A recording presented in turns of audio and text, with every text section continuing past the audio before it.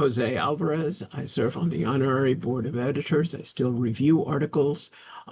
Before that, I was on the board itself, which is one of the qualifications to be an honorary board member. And I consider that one of a great privilege to continue to work on the journal.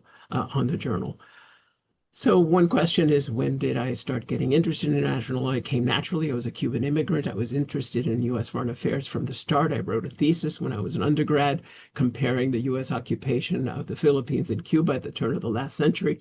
I just didn't know that I was talking international humanitarian law or occupation law. But I became interested in international law in law school. I ended up working in the U.S. State Department one summer.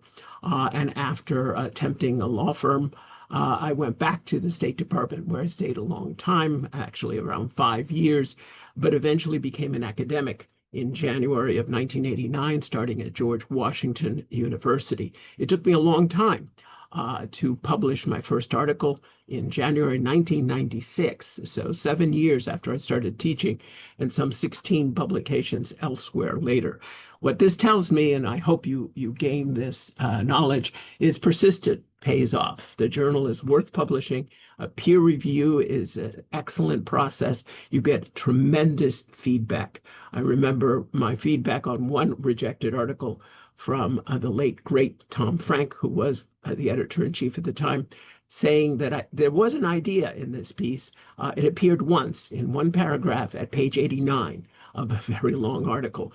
And what I didn't realize, and I hope people take to heart, is that you should publish in various ways in the journal rather than start with trying to write a path-breaking lead article. You can do a book review, you can do contemporary practice, you can write notes and comments.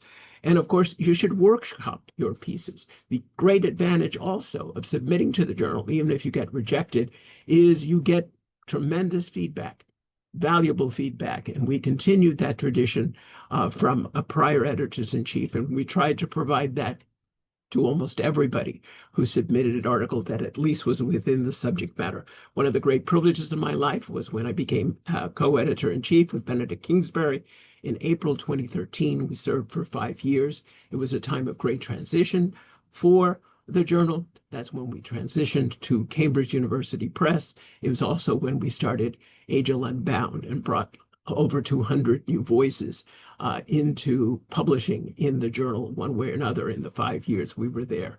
It's worth the effort, so I strongly urge everyone out there, including practitioners, to write in the journal and be persistent. It pays off.